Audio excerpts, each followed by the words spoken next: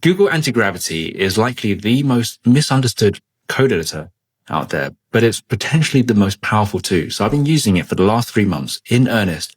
And here are the features that I use every single day that have supercharged my productivity. So when you first open it, you'll see a window like this. And instead of clicking on this button that's drawing your attention, I want you to open the Agent Manager in the top right corner. And that's the first feature, the Agent Manager. And that lets you essentially vibe code or chat to multiple projects at the same time. Now, I've got some existing workspaces, which are essentially just folders on my hard drive. I'm going to create some new ones. So that's a brand new empty folder. I've also got some existing folders. And the Agent Manager, like I said, lets you chat to multiple projects at the same time. Now, in this new workspace that I've just created, I click on this plus icon, start a new conversation, and then I can ask it to build me a project. So I'm going to say, build me a website.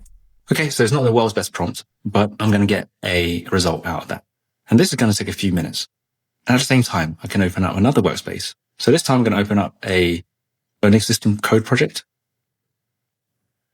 like this project here, which is Arctic Sea Ice, which is something I worked on probably about 4 years ago and long before the days of AI. And I am going to say, ask a new chat and say, tell me everything I need to know in order to add a new feature. That was the original author really about 4 years ago. And that's going to go off and have a think and give me its result on just try to understand the project and then give me a plan on how I'm going to add a new feature. And at the same time, because I'm restless, I'm going to build the website that my wife has been asking me to build for months. I've made some progress, and at this point I need to make content. So I'm going to say, create the blog article, how to spot a liar. Because my wife is a cozy mystery author. She writes books, and that's probably something that her audience would find interesting. And right now I've got 3 conversations going on, 3 pretty different projects, right? This is a brand new website. This is a 3D visualizer website using NASA data. This is my wife's book website, and they're all going in parallel. And so that's the power of the Agent Manager, in which you can vibe code multiple projects in parallel. It's like a mission control view of all your different projects. So super cool. The next feature I want to show you is the planning mode, which is, so I'm going to create a new folder for this, a new workspace, and I am going to give it a new folder, planning mode, like open that, and then I will click on the plus to start a new conversation. And rather than use fast, which is kind of just go off and do your thing, I'm going to use planning mode, which means it's going to come up with a plan before it implements something. Now, plan me the build for a 3JS based game. It's a space shooter. Right now I've got, you can see this little icon here, which means that something's completed. So I'm going back to the previous response, and I can see that it's given me the tech stack, architectural overview. I mean, this is stuff that I wrote, but I can't remember much of this. And this is so handy to have. Now, if I digest this, I can have a bit more confidence going forward and making some code changes. You can see here that this is completed, and I will use, so if I want to start up the server for that, I can go to these 3 dots and toggle terminal. And now I have the terminal available to me, and then use the command in order to start the website, which is npm run dev. Gonna open up a browser, and then I can go to the blog, and I see that how to spot a liar has been created, which is nice. So that's in the place. And then I can also see here that the website build also being completed, and I can npm run dev. It's asking me to npm run dev. So this is the freelance photography website I asked it to build, and open a new tab for that. Lumen Studios. Okay, this is cool. This is a respectable website. It's portraits, weddings, landscapes. And then, I've asked it to, I gave it a really vague prompt, and it's gone ahead and created something, which is a respectable website. I gave it a kind of a pretty low quality vague prompt, but it's come up with something pretty, like Gemini 3.1 has done a respectable job of creating this website. Granted, it didn't have any context. It didn't know the name of my studio. It didn't know, what kind of photography I did. It didn't even have any of my photos, to be honest. It just generated some photos, and it's a good starting point. But if you want to be a bit more specific, it leads me on to the feature that I just mentioned, which is the planning mode. So rather than in fast mode, which is it executes directly, which is good for like quick changes, planning mode is great to use at the beginning of a project when you're starting with a clean slate, and then it will come up with an implementation plan. And what's really cool is that the implementation plan is saved as a file, and it's known as an artifact inside the Google Antigravity. And with artifacts, with all artifacts, you have this comment functionality. And this kind of tied in with the planning mode in that the comment functionality inside the artifacts lets you comment on things. So you say, build a web-based shooter game using, I can comment on this and say, use a toon shader aesthetic, and that as a comment. And now I'm treating it like a Google Doc, and I'm collaborating with the AI. This is something that I might have done in a Google Doc, actually, with real designers and developers when they have a plan. But instead, I'm chatting with an AI. And I'm going to see here, collision detection. I'm going to put emphasis should be on performance and game entities, some other things that I might want to put. Project setup. Oh, okay. User review. Do you want to use vanilla? Use React free fiber. See, this is asking me where I didn't have that context is now asking me, and I'm going to use the comment section, the comment feature to fill in those gaps. I'm using basic. Yes. Use basic geometries. Does the game need to be top down? Third person. Okay. That's an important distinction. Make it top down. And maybe even user review, add in another comments, implement lots of juice. Like that's kind of like the screen shake and the popping animations and all that stuff. And so once that's done, I can go back down to the chat window, which already has the implementation plan attached with 6 comments, and hit send. And the implementation plan is going to be updated. A side benefit of doing this is that you're going to use a lot less tokens because you're just merely working on the plan. Before creating all of this here, in this, if I open up the editor, I see a lot of files being created.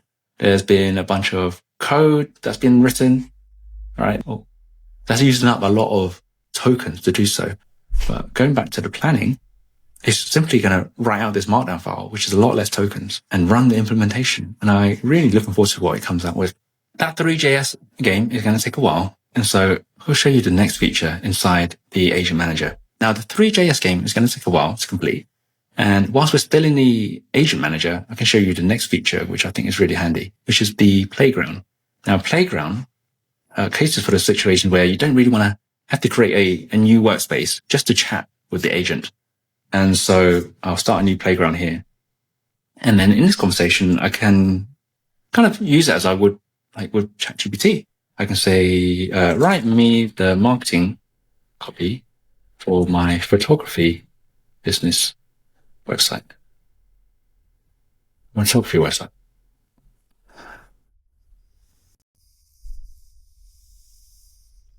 And so I don't need to worry about creating a workspace and having folders on my computer now. Even though a folder is created implicitly, it is a temporary folder. And if I'm done with that, I can simply go down 3 dots and delete conversation. When I've deleted the conversation, so will the files behind it.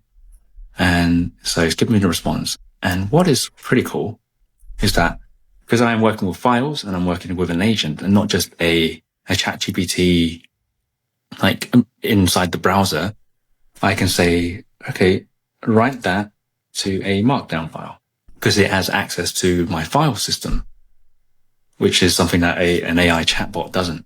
So you can see here that it's created the marketing copy. So I can either click on this and then open it up, but I want to show you another feature when you're inside the Agent Manager, which is the changes panel.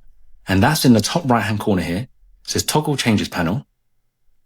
And within this, we can see all of the artifacts that were created. And remember when I said artifacts are things that are kind of created by the LLM, and it enables us to, and with any artifact, we can comment on it. So not only do we have the ability to comment on the file, but we have the ability to kind of edit in place, something that we wouldn't have if we're just going back and forth and sending, and when the chatbot just gives us like lots of different versions of the same thing. So this is going to be edited in place, which is a really neat feature. So I will, okay, just say my name is Mark and I'm based in London, UK. So Like that, I can say niche. I do nature photography only. Now I can put in all these things, and then like before, it's attached, so I can hit send. And rather than I'll get another wall of text back, it will make those modifications directly on the file.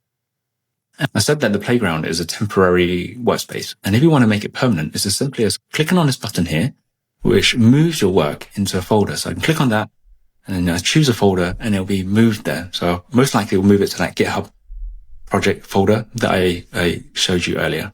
And I can see that the 3JS game has finished completing because I've got that dot. And then with the changes panel open, I can see that more artifacts have been created. So when I use planning mode, you'll get an implementation plan, you'll get a task, and you also get a task breakdown, which is kind of like your project management. And then you also get a walkthrough of all of the changes made. So this is really good. This is something that like a senior software engineer or senior architect would put together when working on a real project. Now I like to play the game. So what I'm going to do is go to the three dots and open the terminal, and then empty on run dev. Oh, there's a file. Okay, it's Space Shooter. And then go to this folder here and have a look at what it's done. Okay, so it's got not quite a game, but with a little bit more prompting, I probably could get something out of that. Okay, I'm not going to go into that anymore. The next feature I use is Autocomplete. And for this, I'm going to have to go back into a code editor. Let's select a workspace. So I'm going to choose that 3JS game. And then in the top right hand corner, I've got open editor. And now open the editor for the 3JS game. And then within here, I can select a folder. Let's just accept changes on here and then start coding just like the good old days. So I can say spin as simple juice, move enemy, scale enemy, maybe. And let's just see and you can see here in italics, in a slightly more transparent font is some suggestion, and I can simply tab to get that written in place. And then it's doing it again, and it might do another one. Okay. And it's doing it again. And yeah. Okay. So that's the autocomplete. And that's really handy at times, but sometimes it can get a little bit annoying, like especially when I say make the enemy. I don't yet know what that even means, but it's gonna have a go anyway. Like even making mistakes, this exploding attribute, that property doesn't even exist. So in situations like that, I can simply go down to the bottom right corner and go to these anti-gravity settings and then hit snooze, which I do. That is actually a feature in itself. I use this quite often, especially when I just want to code. I just want to use my brain from time to time and code. Whilst we're still in a code editor, I like to cover the final feature that I use almost every day. And that is the Git generate commit message functionality. And there's been times where you're just working on something and you can't even remember what you've done. Well, there is a handy button which says generate commit message, and the AI is going to review all the files that are changed, probably look at the context and the previous chats that you had with it, and then come up with a commit message. So there you have it, all of the Google Antigravity features that I use daily and that have supercharged my productivity. It's even revolutionized the way I code and approach coding projects. If you found this video valuable, please consider subscribing and also drop what your favorite features are in the comment below. I'll see you on the next one. Cheers.